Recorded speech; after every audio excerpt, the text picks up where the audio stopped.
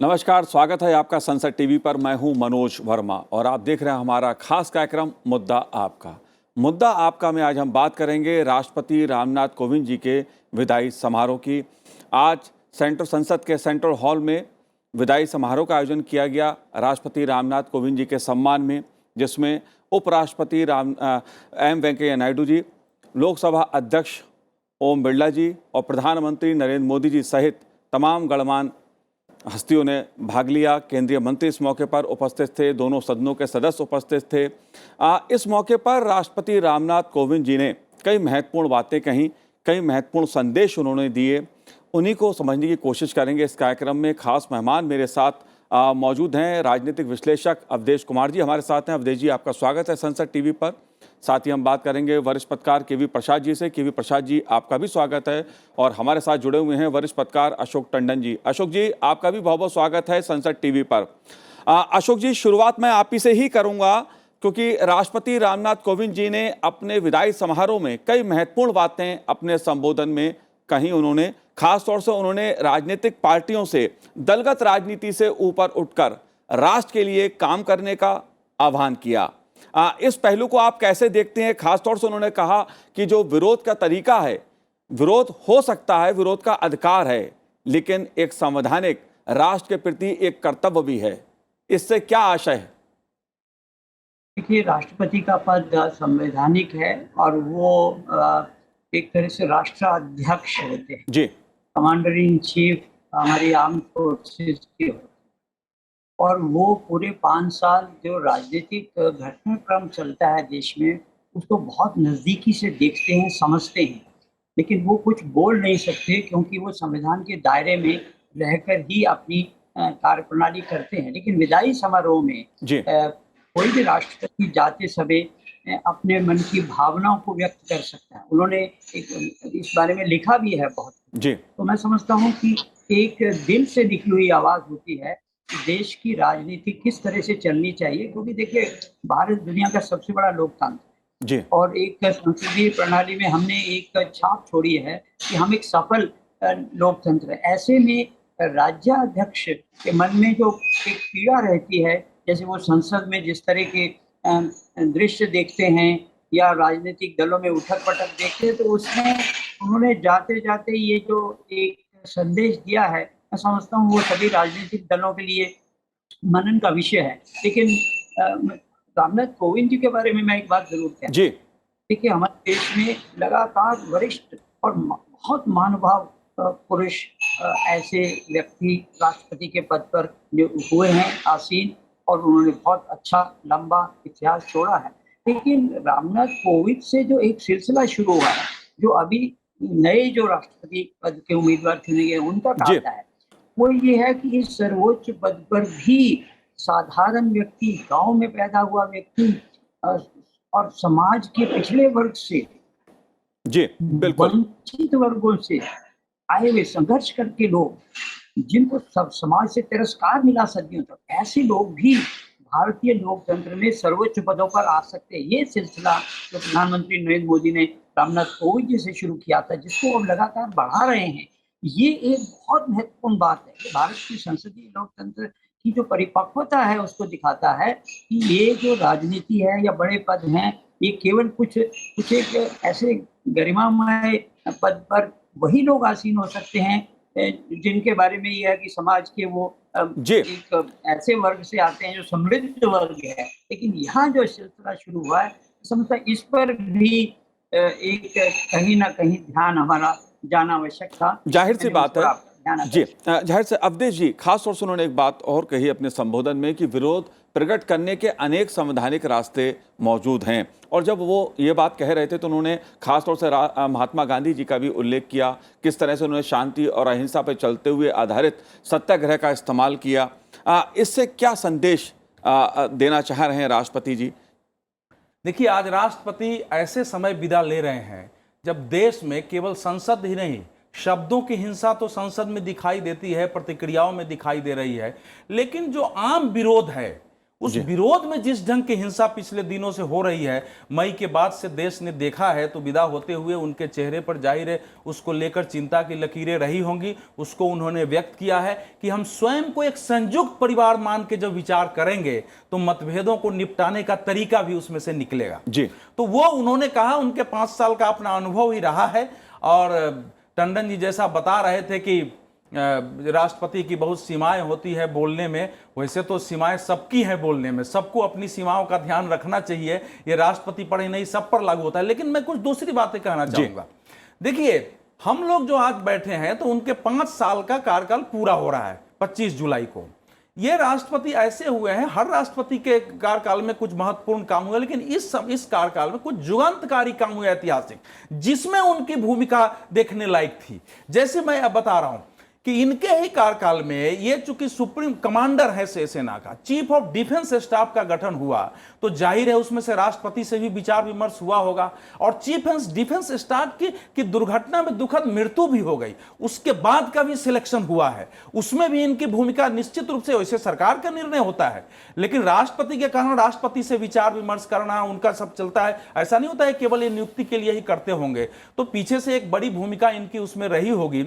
उसी प्रकार से जिस समय देश में कोरोना के काल में चीन ने हमारे देश के साथ जो दगाबाजी की थी, उसके बाद जिस ढंग से राष्ट्रपति ने उसके संदर्भ में अपनी बातें रखी और की, वो एक नेता की दृष्टि से काफी महत्वपूर्ण होता है। ऐसे कई इनके कार्यकाल में घटनाएं हुई, जैसे कोरोना तो किसी राष्ट्रपति को या क्या किसी को नहीं झेलना पड़ा था। उस काल में जैसे प्रधानमंत्री बोल रहे हैं तो राष्ट्रपति भवन से क्या संदेश जा रहा है ये भी मायने रखता था, कि वो वहां से क्या इंडिकेशन देते हैं। प्राइम मिनिस्टर जो बोल रहा है, देश की जो नीतियां हैं उसमें क्या दे रहे हैं, योग दिवस पर क्या दे रहे हैं, ऐसे कई अवसरों पर मैं समझता हूं कि ये गरिमापूर्ण इनका व्यवहार रहा है, हमारे सभी राष्ट्रपतियों का रहा है, लेकिन इनके काल में ये सब हुआ है। और एक बात जो और है कि अभी तक जो आरएसएस बीजेपी में रहा है कि जो कुछ भी पद पर जाता है वो अंदर से तो अपने विचार की बात करता था, लेकिन राष्ट्रपति के लेवल पर जाकर के वो बात बोलने का साहस जो है, हालांकि कभी कोई राष्ट्रपति नहीं हुआ, रामनाथ कोविंद ने दिखाया है। विचार से मतभेद हो सकता है, लेकिन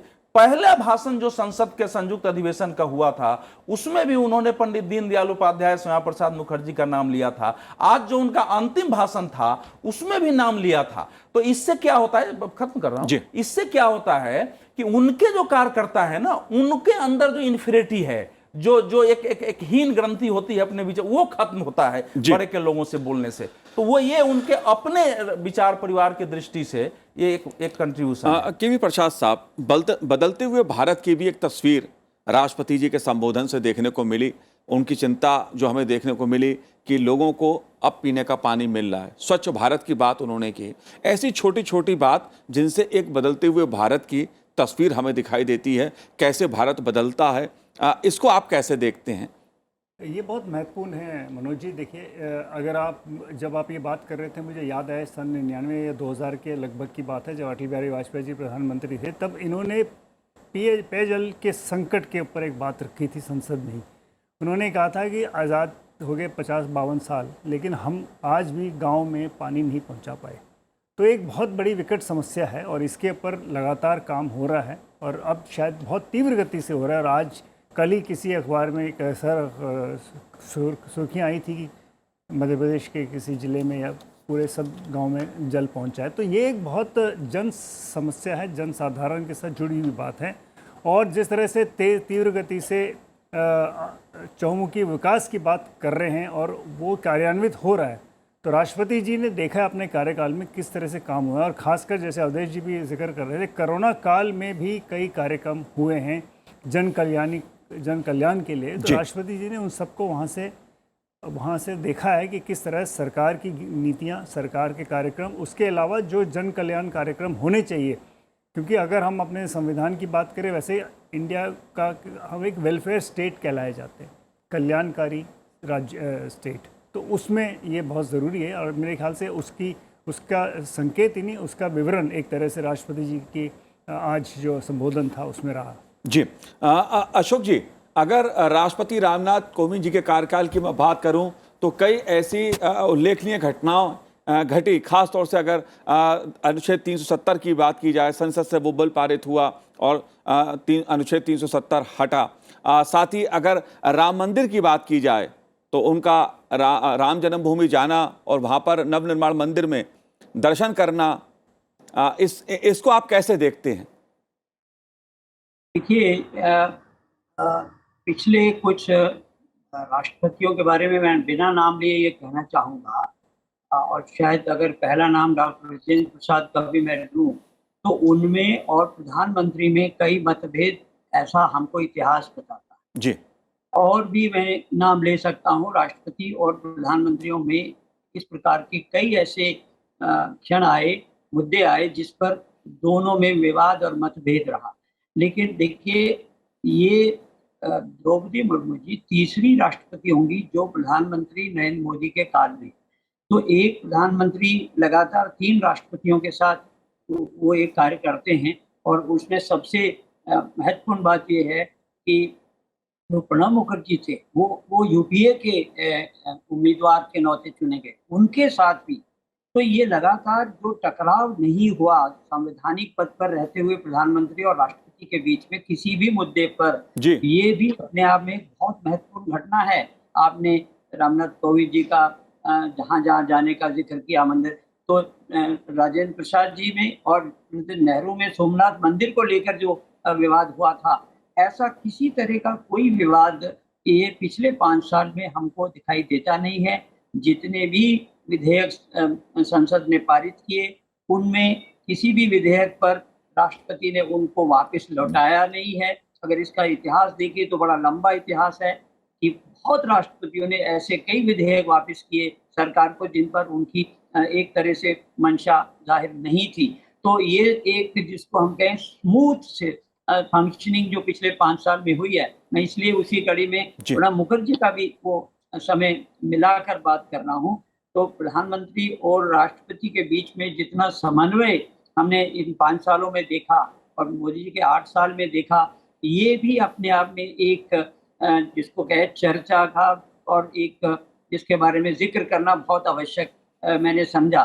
लेकिन रामनाथ कोविंद जी ने बाकी बहुत महत्वपूर्ण कार्य किए, सभी राष्ट्रपतियों ने किए, लेकिन एक साधारण व्यक्ति राष्ट्रपति पद पर बैठा, संवैधानिक पद की गरिमा बनाए रखी, किसी तरह का कोई विवाद नहीं होने दिया। ये अपने आप में उनकी जो विदाई जिस प्रकार से आज इस वातावरण में हुई, ये इतिहास में ये दर्ज किया जाएगा कि रामनाथ कोविंद का कार्यकाल जो था, जिसको हम कहते हैं ब्लॉट फ्री, बिना किसी विवाद के अच्छी तरह से संपन्न हुआ। और वो भी इस बात में संतोष कर रहे होंगे कि उन्होंने ये 5 साल अपनी संवैधानिक जिम्मेवारी को बखूबी से निभाया, कर्तव्यपरायणता से निभाया। और ये संतोष के साथ अब जब वो इस पद से हटेंगे तो अपने आप में एक बहुत संतोष का विषय उनके लिए होगा। मैं समझता हूँ उनको जिस प्रकार से सभी ओर से विदाई समारोह में जो भी उनको भावभीनी विदाई दी गई है, वो अपने आप में एक महत्वपूर्ण घटना रही है और पूरे देश ने भी देखा।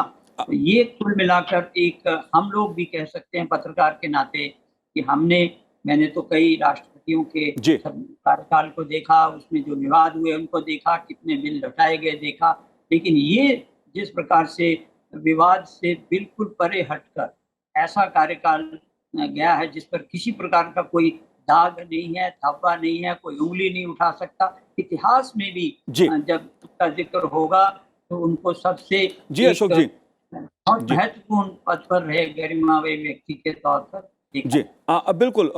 जो रामनाथ कोविंद जी का संबोधन मैंने जितने भी सुने हैं उसमें खास तौर से देश की विविधता पर उनका जोर रहा, देश की जो सांस्कृतिक आधार है उस पे उनका खासा जोर रहा, शिक्षा पे खासा जोर रहा, वंचितों की शिक्षा कैसे हो, कैसे वो आगे बढ़ें, इस पे खास जोर उनके संबोधन में रहा। आज भी जो उनका संबोधन हुआ, विदाई समारोह में संबोधन हुआ, उसमें महात्मा गांधी को उन्होंने के जरिए उन्होंने अहिंसक आंदोलन की बात की, सत्याग्रह की उन्होंने बात की, साथ ही बाबा साहब अम्बेडकर को भी याद किया। आप कैसे देखते हैं जब वो महात्मा गांधी से लेकर बाबा साहब अम्बेडकर को खास तौर पे अपने भाषणों में, अपने संबोधन में उनका जिक्र करके लोगों को संदेश देते हैं? देखिए, आज उन्होंने मिट्टी के घर का भी जिक्र किया कि जब आज तो हम लोग मिट्टी के घर में पले हैं, तो जाहिर है उन्होंने उसके द्वारा ये संदेश था कि भारतीय लोकतंत्र अब इस अवस्था में पहुंच गया है कि एक मिट्टी के घर में पैदा लेने वाला, ढिबरी जला के पढ़ने वाला कठिनाई से और देश के शीर्ष पद पर पहुंच सकता है राष्ट्रपति। लेकिन जो इस समय देखिए दो धाराएं हमारे देश में, अंबेडकर जी की धारा गांधी जी से बिल्कुल अलग रही है। अंबेडकर जी ने गांधी जी के विरुद्ध किताबें लिखी हैं, बोला है, पूरा भाषण दिया, हालांकि गांधी जी ने कहीं अंबेडकर जी के विरुद्ध एक शब्द नहीं कहा है। तो जाहिर है कि जो दोनों के लिए एक संदेश था देश में। इस समय देखिए अंबेडकर का नाम लेकर के बहुत सारी गलतफहमियां देश में पैदा की गई है और बहुत कुछ जो हिंसा हो रहा है उसके पीछे ये कारण भी है। उन्होंने किस ध्यान से बोला है, लेकिन मेरी समझ में ये आ रहा है कि अंबेडकर ने भी अपने जीवन में विरोध अवश्य किया, लेकिन इस ढंग से अपने विरोध में, चाहे वो ट्रेड यूनियन बनाए हो, पार्टी बनाए हो, इस ढंग की हिंसा हमारे देश में नहीं की है। तो गांधी जी का नाम लेते हुए कि एक बड़ा आंदोलन उन्होंने किया, देश को खड़ा किया, अंग्रेजों के विरुद्ध लड़ा, लेकिन कभी उनको हिंसा का वर्ण नहीं करना पड़ा, ये उन्होंने बताया है।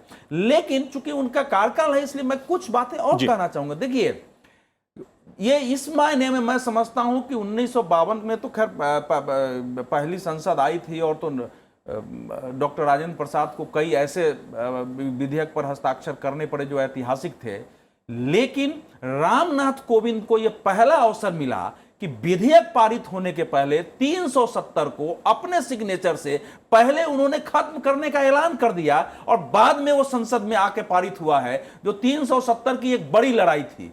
तो इतिहास की पुस्तकों में जब भी 370 के हटने का जिक्र होगा तो रामनाथ कोविंद का जिक्र होगा कि इस धारा के तहत उन्होंने घोषणा की कि अब आज से नल एंड वॉइड है, ये उसकी धारा है।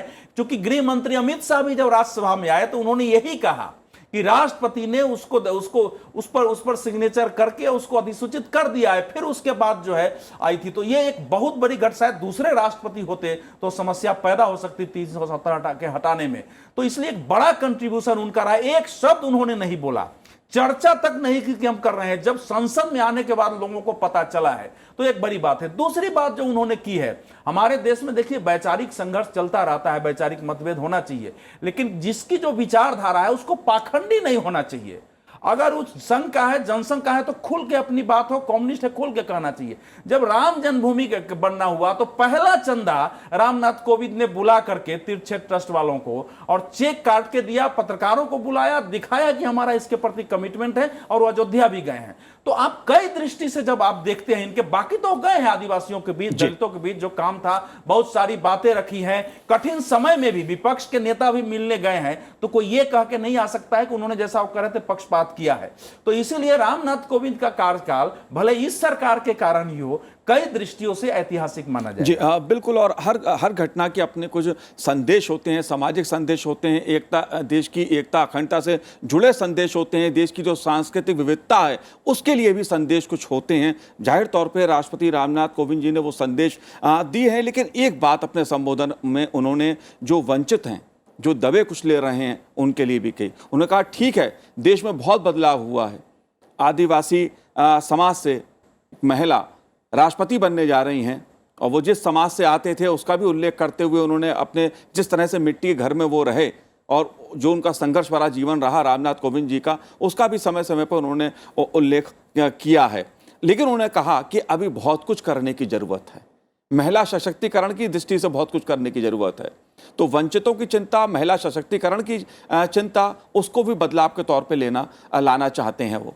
मनोज जी बिल्कुल सही है। और ये इन दोनों बिंदुओं पे जिसमें आपने बात रखी और जो राष्ट्रपति महोदय ने बात रखी है, ये ऐसे मुद्दे हैं जो कई वर्षों से लोगों को आंदोलित कर रही हैं। समाज में सुधार की बात हमेशा करते हैं, वंचितों के लिए जो समस्या हैं आज भी हर जगह तमाम सारी खबरें निकल के आती है, कैसे पिछले वर्गों के साथ अभी भी अन्याय हो रहा है, दबे कुचलों की आवाज़ जो है कितनी ऊंची नहीं उठ पा रही है, जो उनका हक है उनको नहीं मिल पा रहा। जो कानून, जो भारत के संविधान में जब सब बराबर हैं तो उन पे भी आज भी उत्पीड़न या उन पे अत्याचार की खबरें आती हैं। तो ये बिल्कुल सही है कि आज भी बहुत कुछ करना बाकी है। ये समाज का बदलाव एक बड़ी बात है। जिसे कहते हैं एक मानसिकता को बदलना वक्त लगता है, और उस पर सरकारें कानून बना सकती है, लेकिन उस कानून से ही परिवर्तन नहीं आता, समाज के अंदर से परिवर्तन लाना पड़ता है। समाज को अपनी सोच बदलने की ज़रूरत होती है। तो ये बहुत लंबे कार्यकाल से चलता रहा है और ये लंबी लड़ाई है। जी। तो इसमें सब मिलके साथ चले। और राष्ट्रपति जी का ये कहना बिल्कुल सही है, जैसे आपने कहा महिला सशक्तिकरण। आपको भी याद होगा कुछ 10 साल पहले संसद में एक सदन में, खासकर राज्यसभा में पारित हुआ था महिला आरक्षण। कई सालों से उस पर हमारे देश में चर्चा चलती रही, संसद में चर्चा भी हुई, कई सारे उस पर स्टैंडिंग कमिटीज़ की रिपोर्ट आई, नहीं हो पा रहा।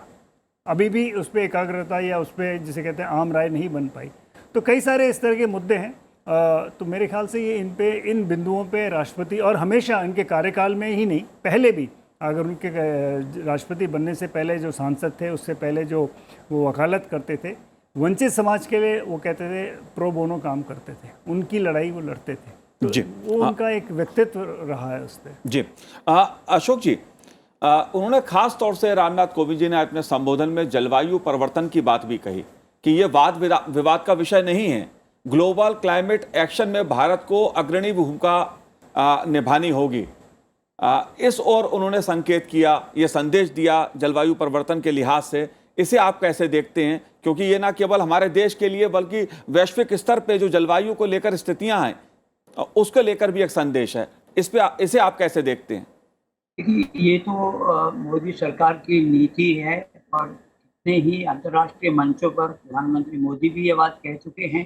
तो जलवायु परिवर्तन के मामले में भारत अग्रणी है और विकासशील देशों का एक नेतृत्व करने वाला देश होने के नाते भारत इसमें अपनी भूमिका निभा रहा है। इस ओर भी रामनाथ कोविंद जी ने इंगित किया। लेकिन मैं एक बात ये जरूर कहना चाहूँगा कि पिछले 5 साल में लगातार अपने भाषणों में राष्ट्रपति रामनाथ कोविंद ने गांधी और अम्बेडकर में समन्वय दिखाते हुए उनमें कौन कौन सी चीजें कॉमन थी उनको हमेशा उजागर किया। गांधी के प्रति अपनी प्रतिबद्धता उन्होंने पूरी तरह से दिखाई और इसी तरह से अम्बेडकर के संदेश को जब जब वो इसका जिक्र करते थे तो उसके पीछे यही मंशा थी कि पिछड़ा वर्ग, दलित, जो वंचित, उसकी जिस तरह से आवाज डॉक्टर अम्बेडकर ने उठाई थी, कहकर लगातार उस समाज का, उस वर्ग का प्रतिनिधित्व करते रहे हैं और राष्ट्रपति के नाते उन्होंने ये भूमिका बहुत बाखूबी से निभाई। बाकी राजनेता तो इसकी चर्चा करते ही हैं, लेकिन राष्ट्रपति ने भी हमेशा गांधी के सिद्धांतों को और अम्बेडकर की जो पीड़ा थी, जिस वर्ग के प्रति उनकी एक मांग थी कि उसका उत्थान हो, उसमें महिलाएं भी शामिल हैं। मैं ये बात कहने में संकोच नहीं करूंगा कि रामनाथ कोविंद जी में देश को पहले राष्ट्रपति डॉक्टर राजेंद्र प्रसाद की छवि दिखाई देती थी, ऐसा मेरा व्यक्तिगत मानना है। दूसरा मैं ये भी कहूँगा कि जो परंपरा, जैसे मैंने पहले भी कहा, प्रधानमंत्री मोदी ने शुरू की कि देश के वंचित, पिछड़े, ये अंत्योदय में जो देश के समाज की पंक्ति में अंतिम व्यक्ति, ऐसे लोगों को समाज में उच्च स्तरों पर लाकर जो बिठाने की एक परंपरा शुरू हुई है, जो लगातार दूसरे राष्ट्रपति के रूप में भी हम देख रहे हैं। मैं समझता हूँ सभी राजनीतिक दल इस बारे में विचार करेंगे कि इस परंपरा को और आगे बढ़ाया जाए। देश वंचित वर्ग में ये इस प्रकार की कोई पीड़ा ना रहे कि उनके लिए भी सर्वोच्च पद नहीं है। तो ये परंपरा आगे बढ़ाना का सिलसिला और बढ़ेगा तो देश में लोकतंत्र और मजबूत होगा और भारत के लोकतंत्र की छवि में बहुत बिल्कुल अशोक जी, बिल्कुल। अवधेश जी, रामनाथ कोविंद जी ने खास तौर से जो नवनिर्वाचित राष्ट्रपति हैं द्रौपदी मुर्मू जी को, उनको बधाई दी और एक बात कही कि उनका जीवन जिस तरह संघर्ष से भरा रहा है, तो संघर्ष करने वालों को खास तौर से महिला सशक्तिकरण की दृष्टि से प्रेरणादायक रहेगा। निश्चित रूप से जो उनके पूरी जीवनी हम लोगों ने देखी है और जो कुछ पढ़ा है, तो चूँकि रामनाथ कोविंद अब जा रहे थे तो अपने समय में उन्होंने सभी वर्गों की बात की, उसमें वो भी आया कि अब वो आ रही हैं, उन्होंने स्वयं संघर्ष देखा है, उनको पता है कि समाज के आदिवासियों का या कोई भी गरीब का, केवल जाति के ही नहीं, उसमें तो है ही है, वंचितों में लेकिन किसी भी जो गरीब की जो कठिनाइयां हैं, उसमें भी महिलाओं की जो कठिनाइयां हैं, जो समस्याएं झेलनी पड़ती है, उसको उन्होंने देखा है। तो जाहिर है कि उसके समय में सरकार को अगर मार्गदर्शन करना हो, केवल भारत केंद्र की सरकार को ही नहीं, प्रदेश की सरकार को, प्रशासन को जो मार्गदर्शन करना हो, जो उसको प्रेरणा देना हो, उसमें एक महत्वपूर्ण भूमिका होगी, ऐसी उन्होंने उम्मीद की है और हम लोग भी उम्मीद करते हैं। और जहां तक आज के भाषण में आप लगभग बार बार इस बात की चर्चा कर रहे हैं, देखिए आज के भाषण के उनके कई थे, लेकिन मूल थीम इस समय यही था कि अगर हम अब थोड़ी देर के लिए अपने क्रोध और गुस्सा को हटा दे विरोध में, तो समस्याओं को सुलझाने के और आपस में निपटारा करने के शांति और सद्भाव के तरीके हो सकते हैं, और वो अपनाना देश के हित में है। ये उनके आज के भाषण का मूल थीम था जाते समय, जो उन्होंने देखा है। और ये देश को याद रखना चाहिए कि राष्ट्रपति रहते, ऐसा तो हो नहीं सकता है, भले उस पार्टी के रहे हों, ऐसा तो संभव नहीं है कि राष्ट्रपति सभी सरकार की बातों से सहमत रहे होंगे, लेकिन उन्होंने अगर अपनी असहमति व्यक्त भी की होगी, अगर जैसा टंडन जी कर रहे हैं, लेकिन कभी बाहर उस रूप में नहीं आया, पत्रकार मीडिया तक को भी नहीं मिला होगा, या दूसरी सरकारों से भी कभी कोई समस्या आई होगी तो उन्होंने बात की होगी। तो ये एक तरीका होता है अपने व्यवहार से बताना कि लोकतांत्रिक व्यवस्था में हम विरोध करें, हम दबाव बनाएं परिवर्तन का, लेकिन अंततः समझौते और सहमति से ही चीजें बदलेंगी। बिल्कुल अवधेश जी, राष्ट्रपति रामनाथ कोविंद जी का जो व्यवहार रहा, जो आचरण रहा है, उसने राष्ट्रपति पद की गरिमा को और बढ़ाया है। उनकी गरिमा भी बढ़ी है। जाहिर तौर पे अपने संबोधन में उन्होंने कई यादगार पलों को याद किया और कई महत्वपूर्ण संदेश देश को दिए, और उनका दूरगामी असर होगा। आप तीनों ने इस कार्यक्रम में भाग लिया, आपका बहुत बहुत शुक्रिया, बहुत बहुत धन्यवाद हमसे बात करने के लिए। तो आज हमारे इस कार्यक्रम में इतना ही। मुझे दीजिए आज्ञा, नमस्कार।